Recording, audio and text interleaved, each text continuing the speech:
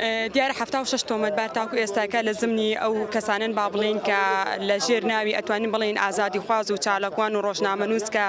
دەهێنرێنە دادگا و دادگایی دەکرێن بەڵام مەخابن ئەوەی کە لە دادگاکانی هەرێمی کوردستانە دەبینێ ئەو زوڵم و ستەم و نادادەی کە لەم دادگایانە بەدی ئەکرێت تەسەور ناکەم لە هیچ گرتوخان و هیچ ژوورێکی زیندانی وڵاتە هەرە دیکتاتۆرەکانە بەدی بکرێت و بوونی هەبێت بە حکمی ئەوەی دەبینین ئەمانە هەموو بیانووی سیاسین و لە پاڵ ئەمەدا کەیسەکانیان کەیسی سیاسین و ئەو تۆمەتانەی کە خراونەتە پاڵی ئەمانە هیچیان تاوەکو ئێستاکە بەپێی ئەو جەلسانەی کە لەم دادگایانەدا بەڕێکراون هیچیان بەڵگەی سەلمێنەر نەبوون بۆ ئەوەی کە ئەو تۆمەتانیان بەسەردا ساغ بکەنەوە و لە هەمووی گرنگتر ئەوەیە کە دەبینین دادگا و دادوەرەکان بوون بە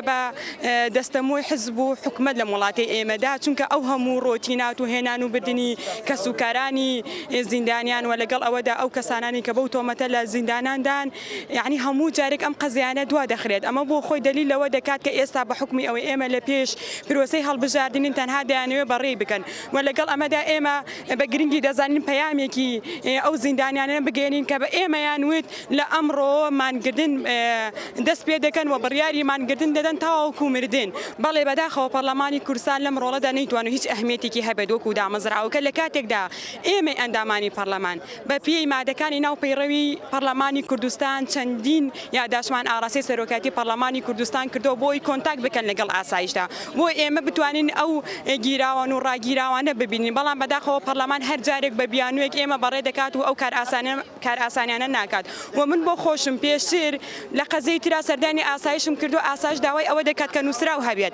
کە نووسراوی پەرلەمان هەبێت اینجا ئێمە دەتوانین ئەوان ببینین بەڵام پەرلەمانیش ئەمە ناکات لە پاڵ ئەمەدا ئەوەی کە لە دادگا ئەمڕۆ گوزەرا بەداخەوە کە کاتێک دادوەر و حاکمی قەرار ئەیا دەبینی کارمەندێکی ئاسایش تەنفیزی ناکات جێبەجێ ناکات ئەمە لەکوێدا بوونی دادگا ئیتر وەکو هەیکەلێت وەکو دامەزرا وەکو یاسا بوونی هەیە کە بینیمان